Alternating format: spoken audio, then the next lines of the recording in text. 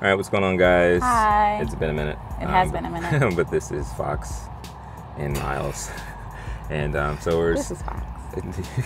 We're giving, I guess, updates and stuff like that. So I'm trying to think when the last time we updated you guys. Probably before the holiday season. We did a live on YouTube, and which is still on YouTube, so you guys can go and check it out. It was our first live. It was our first live, cool. First live of many, and thank you guys. For continuing to support us and like our videos and watch our videos and subscribe to our videos and stuff like that. Hope everybody has enjoyed their holiday season, whether it's Christmas, Hanukkah, Kwanzaa, or if you don't celebrate anything at all. Cool. I'm cool with it. It's all good. Seriously, it's all good. But yeah, we just wanted to give some quick updates. I guess quick. How are you, Fox? How you doing? Good, I guess. I'm a little frustrated, to be honest. I had a moment this morning. Yeah. We went to Dunkin' Donuts, and I cried a little. Yeah. Just because I'm frustrated, like, with oppression in this country, and elitism, and racism, and all the isms. Yeah. I don't even know how it started. So I guess just an update. So we are in Florida right now. And we're in South Florida, to be specific. Yeah. And we're here because, one, Christmas. I think we said before, my grandmother lives in South Florida, so we come down here every Christmas to come visit with her. She's getting up in age, and so, like, we're trying to take advantage of all the moments we can. And her birthday, like mine, is in January. So she's also having, like, a birthday celebration at the end of this month. So we're just down here kicking it until, you know, her birthday. And then we're going to be making our way back up north. And so while we have been here in South Florida, it's just been interesting. People can't drive here. I don't know what's up. It's like super aggressive. People are so aggressive. Maybe that's people who are renting Florida cars. I don't know. Maybe. If you live in Florida, sorry. Yeah. But yeah, it was just really interesting.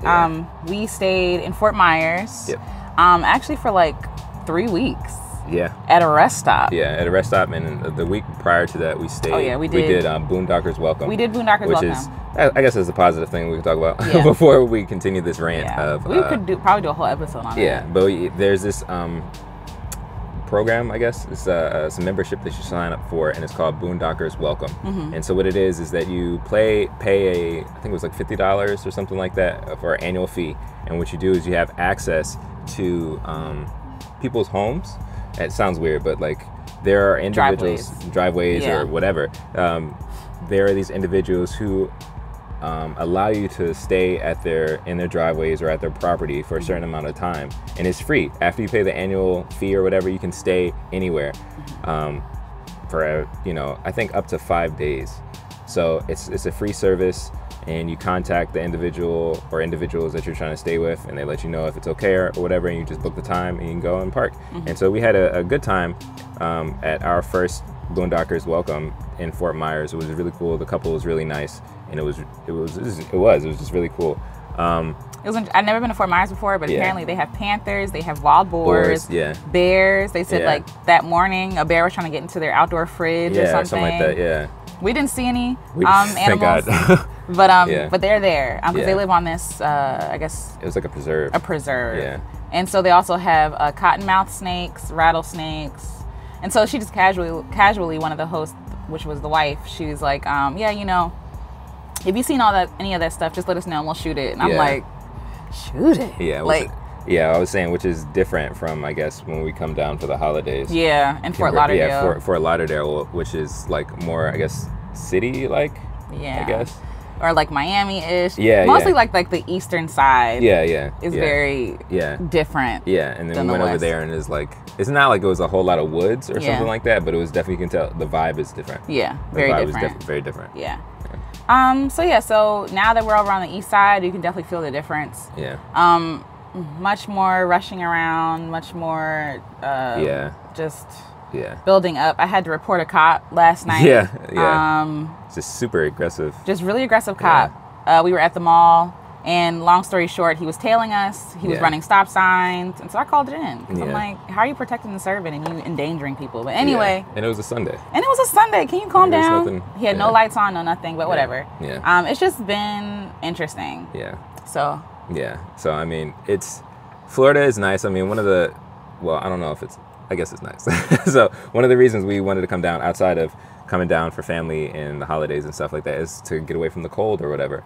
So that's been okay, which is kind of strange because when we're in Fort Myers, it actually got pretty chilly in the mornings, in the evenings and stuff like that. It got pretty chilly. And so it was kind of like, down in Florida, we're supposed to be avoiding the cold. And it's like, but it's cold. Talking to like my family and hearing back from people who were back up in Maryland and DMV. It's like, yeah, 60 degrees. It's like, what? Degrees. Come on. Yeah. What? It just doesn't, whatever. But so over where we are now, we're hoping to expect a little bit better weather or whatever. Yeah. So dry camping in South Florida sucks. I'm just being, straight with you guys. And I mean, maybe there are a lot of people who already RV and, whatever, experience that. But yeah, it's been a little difficult to try to find... A little. Yeah, a little difficult. Very. Very. To find decent places to stay, even just for overnight. Yeah. Like, not even, where we stayed last, which I think was just really a blessing. It just really was. It wasn't necessarily the most convenient, but we were able to stay there for... close to 2 weeks. Yeah. Close to 2 weeks. At a rest stop. Yeah, at a rest stop. It was nice. Which was fine. Yeah. We didn't care. Yeah. Sorry. Just for those, like, we're trying to save money. So this is a thing. Yeah. This is one of the reasons why I was really frustrated is because RVing has turned into this, like... Luxury, right? And a lot of people live in their vehicles. Like, whether they RV or they van, or they live in their car. Like, while we're at the rest stop... I feel like I'm about to cry. It's okay. While we're at the rest stop, we saw a family, like, and they were living in their truck. Yeah. And so, you see stuff like that, and, like, they would come there every night. Granted, we were there for 2 weeks. Like, we just kept our RV there. Yeah. But, like, it's heartbreaking because it's, like, these people are literally, like, living in their vehicles because they have nowhere else to go. And granted, we are part of that community, but we also have, like, if we needed to, we can always go to family and stay with them. Like, it's not like, okay, well, we have to, figure out, whatever. Anyway, so we have that privilege of being able to stay with our family if we wanted to, but there are a lot of people who cannot. Yeah. And it's really oppressive. So we stayed at a Bass Pro last night. Yeah. In where are we at? Fort Lauderdale. Fort Lauderdale? Yeah, in Fort Lauderdale. We stayed at the Bass Pro, and so we stayed in the parking lot. There was a whole other parking lot on the other side of the building, like tucked away, like behind trees and bushes. Yeah, away from the actual store. Yeah, like where you can't see them at all. Yeah. Where people were parked with their RVs and their vans and their cars and stuff like that. And you could tell people were living in, like, their vehicles. Yeah. And so, so you have this place where people are staying. Then a manager comes up this morning, and, like, this gentleman was from Quebec, and I think he was, like, trying to power his batteries or something. But they came up to him and basically told him that he had to leave. Yeah. And then they said that they were going to tow. Other folks Miles went up there to go ask him. They said they were going to tow the other guys that were up there, that were up there. Yeah. And so what Miles noticed was that they didn't actually go into the place to tell them. Yeah. They were just like, oh yeah, we're just going to tow it. Yeah. And to me, that is so disgusting because, I don't know, like, one, you're not even going to warn them. You're just going to take their cars and stuff like that. But also, like, these are people's homes. And if they can't, like, some people live in their homes, live in their cars because they can't afford to live anywhere else. And for you to take their homes and to be like, oh, we're just gonna tuck it away and, like, take it somewhere where they can't reach it. Like, that's their vehicle and their house. So, like, how are they going to get to whatever? So I'm thinking about that and just how casual that is for them. Like, oh yeah, we're just going to tow it. Like, and it just screams, like, elitism. I don't know. Like, I'm not saying that they have, because technically it is their property. They can do whatever they want to do with it. Yeah. But just, like, the uncaring spirit that they seem to have, that a lot of businesses have, that a lot of the country has, it's just really oppressive. Yeah. And it's really hard because people are just trying to make it. Yeah. People are just trying to make it. Yeah. They want people to fit in these, like, boxes. Yeah. Sorry. It's okay. They want to fit in these boxes, and they want people to, be these cookie cutter American citizens, but some people can't do it. Yeah. Some people can do it. They can't afford it. Yeah. Some people have lost their houses. Some people have lost everything. Yeah. And even us living in this RV, while it's a privilege and it's a blessing, it also opens my eyes to the oppression that people face on a regular basis, right? Because even if we experience it on a smaller scale, like, people are living like this every single day, right? When we were in Fort Myers, there was this gentleman, and you can kind of tell that he didn't. To me, like, I don't know, like, I felt like he was homeless. That might not be true. But he would be in the Starbucks every day, like, it'd just be sitting in there, like, all day. And so if anything, like this experience is like, not that I've always had a heart for the hungry and the homeless population, always. But this has really just opened my eyes to see how difficult it is to navigate this country in this world as a nomad. You know what I'm saying? And because I'm sorry if I'm rambling, I'm trying to get to a point. Like, I feel like the RV life, the van life, the nomadic life is very glamorized. Like, people post about it like it's like, you know, oh, it's become a premium. You know what I'm saying? Yeah, because it's attached to like tiny home living and stuff like that. So just because it shows, but up even on the idea HGTV, of tiny home, exactly. And now it's like, oh, everybody's got to do it. But like, people were doing it way before it was on HGTV. Way before it was cool. Yeah, and out of necessity. Just like thrift shopping. Like, when I was younger, we couldn't afford to go shopping at like regular stores. My parents took me to thrift shop. I didn't know that I was lacking. I mean, you knew when you went to school and they would make fun of you. Right.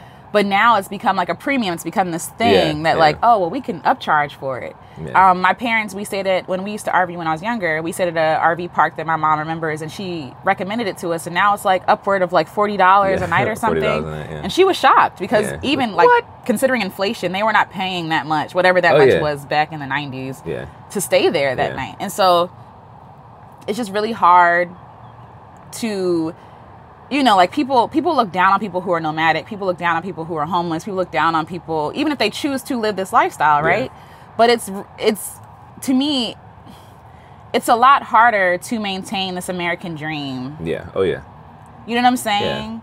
And so a lot of people don't understand why we're doing what we're doing, and it's like because, you know, it's hard to live this American dream, but also like it's hard to live a nomadic life too. Yeah. Oh, most definitely. And so I don't want to come off as like a whiner or a complainer, but it's just the spirit of uncaring and the spirit of oppression is so heavy in this country. Is so heavy. Like, I don't know. And I mean, I think even when you mention like the American dream, I think a lot of people, and of course, I think a lot of quote unquote millennials get backlash for this.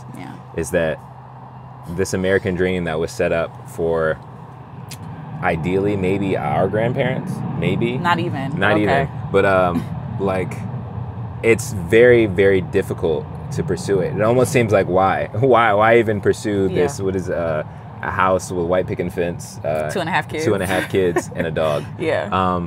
What? That doesn't make any sense. Like people can barely get through college without worrying about, oh, I'm gonna be working at a job or struggling to pay for my student loans. Like, the whole system has changed. Like, even people who are trying to retire now, like our parents, you know, or people of our parents' age, just maybe like, I guess of the boomer generation, if we're using the generations or whatever, like they're struggling and they're freaking out and worrying about what their retirement plan is going to be. So whatever American dream was set up is now turning into a nightmare for a lot of people. And it's everything that it was like a pipe dream, I guess. Everything that you were hoping in is now falling apart and changing. And I think the struggle is a lot of people are trying to figure out who to almost place the blame on, because it's like, oh, the millennials are being blamed because they're like, oh, you guys aren't doing this, or you're complaining too much. We can't afford to. Right.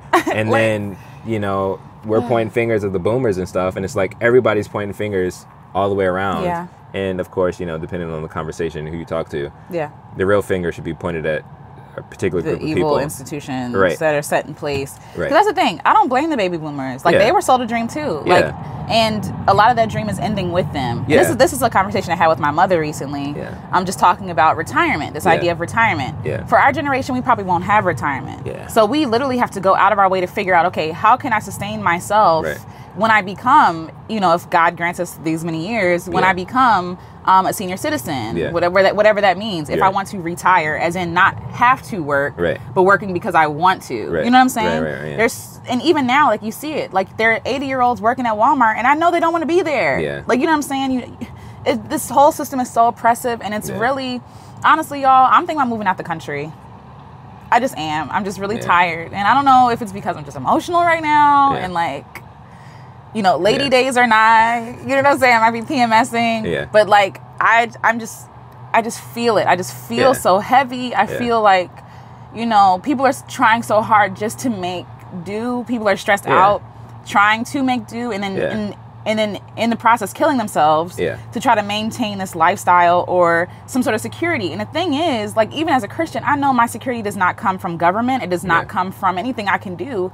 My security and trust is put in God. But at the same time, it's like, well, God, like, how much longer are we going to be oppressed here? You know what I'm saying? And I don't know. This was supposed to be like a happy update. And it was supposed to be, we still have a lot of stuff coming soon. I guess we can. No, go ahead. Finish. But I just wanted to really touch on that because I feel like it's really important, like, to show you, like, the real. Like, I feel like, again, a lot of the stuff people, you know, it's like, oh, yay, RV living, happiness, and it's like, no, like, oppression still. Even navigating it, like we keep talking about, we are Black, like, so navigating the RV life as Black people, as people, like, specifically Black people, not even people of color, but just Black people in general. That comes with a whole other list of you know, like, not only are you guys homeless, but you're also Black. And so, where were we at? Like, this idea, like, sorry, I'm stuttering. But this idea that if we saw a whole bunch of Black people in RVs just hanging out at the Walmart, would they still let us stay there? You know what I'm saying? Like, just worrying about that, thinking about stuff like that. But anyway, just wanted to share that with y'all. I don't know if that made any sense. Again, that's okay. Did it make sense? Yeah, I think so. It's just this whole system is just really oppressive. It's just yes, go to school, then get in debt so that you have to go to work. Then you have to go to work, and then you have to do something you hate for 50 years, and you retire, and then you're still not happy, and you're still, you know, working at Walmart to try to sustain yourself. And it's more than just about money. It's about, like, even as Black people, I feel like I'm in this mindset of, like, revolution. It is revolutionary for Black people to make art, to make music, to create their own businesses, to do whatever, to travel, to do all these things, because 50 years ago that wasn't a thing necessarily. Like, it was a thing, but it wasn't. You know what I'm saying? Our ancestors could not do it. They couldn't make art for the sake of making art. They made art because they had to, because they were used, like, I don't know. Just Black people are brilliant. Black people are amazing, and my heart will always be for Black people. Period. I think we're a very strong people. We're strong because we had to be strong, but we're strong innately because whatever. But also, you know, thinking back to, like, making quilts and stuff like that. We're artisans. We just are. It's just a part of our makeup, and then having it used to keep other people, our masters, warm. While we're sleeping on the floor. You know what I'm saying? Like, just how repulsive that is. And now that we can take that stuff back, and people are becoming, you know, seamstresses and all this other stuff, like, that is revolutionary. And so in my mind, I'm like, when is it okay for us to win? When is it okay for us to be okay? Like, why do Black people have to struggle for us to be significant, or us to be to be able to accept rest? You know what I'm saying?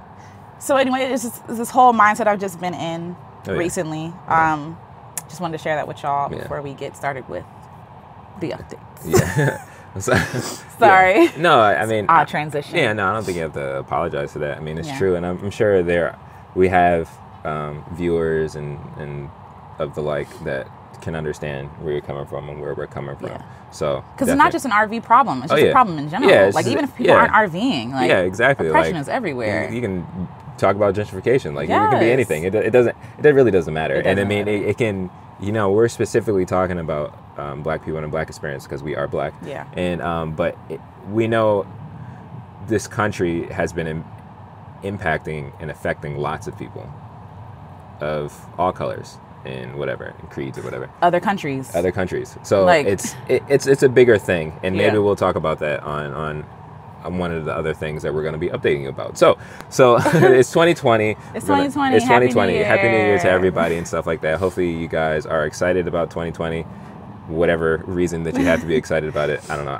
Yes, this kind of sounds like we're a little frustrated with 2020 right now, but it is what it is. It is what it is. So, but I'm grateful, but I'm also I'm definitely grateful that we made it this far. Like, this is crazy. Like, we were listening to a podcast. This is another side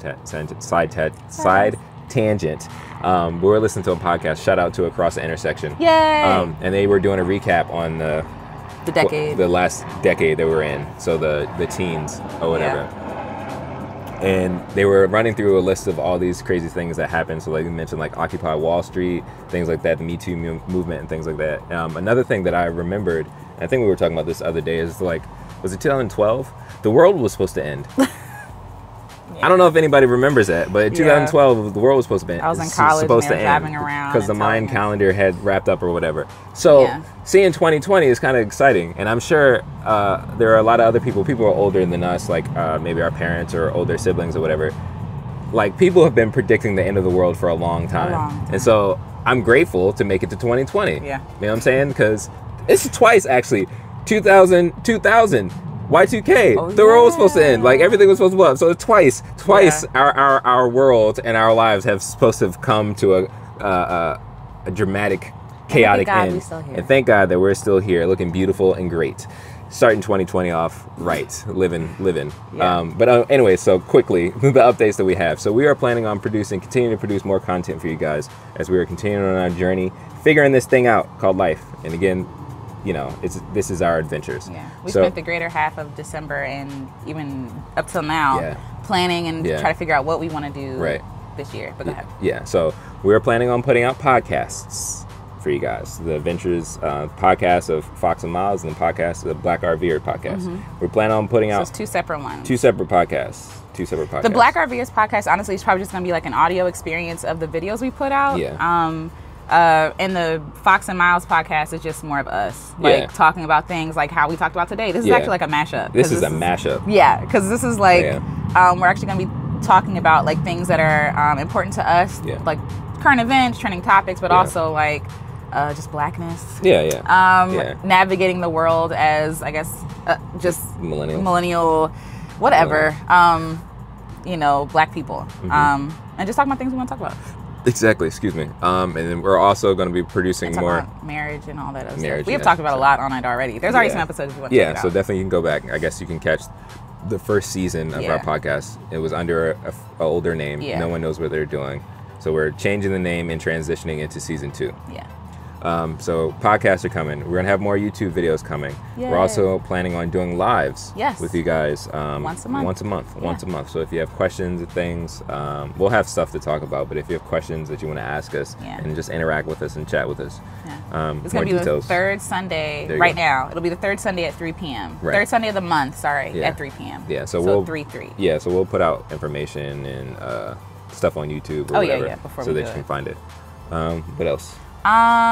We have an event coming up. This summer we're actually gonna have like a Black RVers, Black RVers, Black nomadic meetup. Yeah. So we're working on putting that together for you guys, and definitely more details. Camping, and stuff like that. So actually I'll put the link below where you can.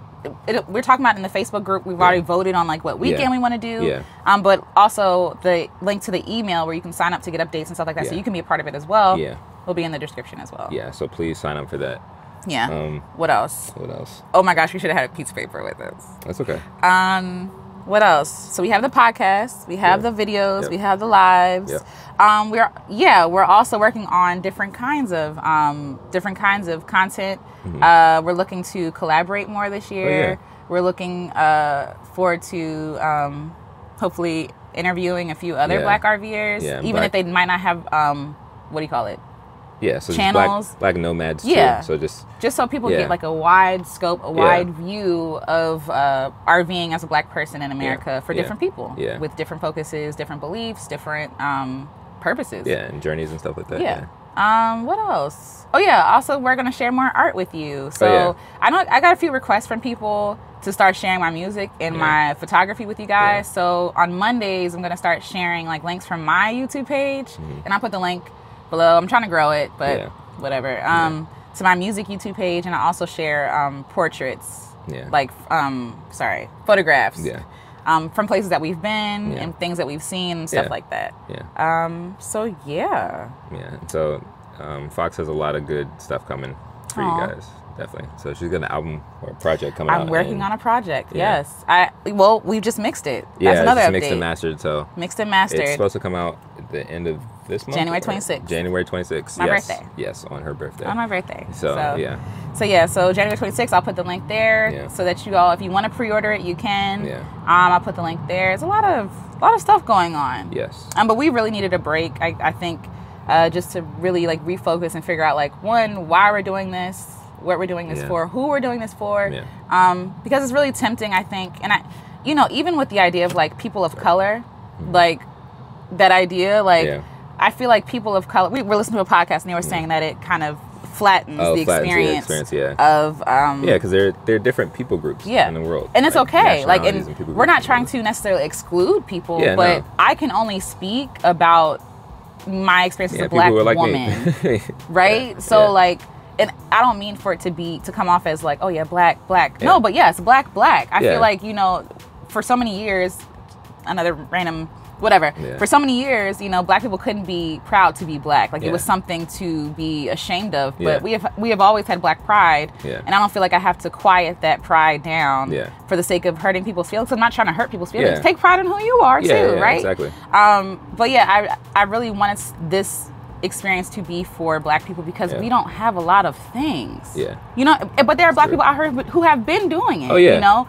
But I feel like even in history, our history has been erased. Like even if you look at the cowboys in the West, a lot of them are black. You know what I'm saying? Like so whatever. Reeling it back. We got a lot of stuff to talk about. We got a lot of stuff probably to talk about. We're going to talk about on the podcast. And videos and stuff in the future.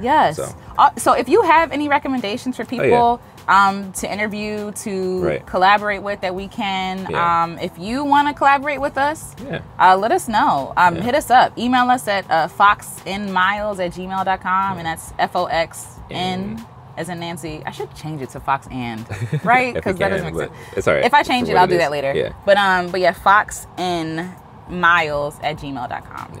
And I feel like there are other things we are forgetting. I think we hit a lot of the major stuff. Did we? Yeah, I think so. Okay. I guess update from us. Like I said, we're in South Florida right now. We're working the East Coast. We went to the West last time, so now we're on the East Coast. And we're actually considering going from, I guess, full-time to seasonal. But more on that later. Just y'all pray for us. We're still figuring that out. We're just trying to figure it out. Just pray for us. We feel like, because at first we was like, well, no, we got to stay full-time. It's like, well, no, there are people out here, like I said, like we talked about before, like weekenders, seasonal people, vacation people, whatever. That doesn't disqualify your experience as a Black RVer. So, but also we want to share our experience around more than just being RVers. You know what I'm saying? So anyway, So until next time, guys, we'll continue to update you. Again, look out for podcasts, videos, and all the stuff that's coming down the line. All the things. We still got to share so much video from our travel. Sorry. There's a lot that we still have to share. There is. But until next time, guys. Until next time. Stay cool. Stay cool. See you guys.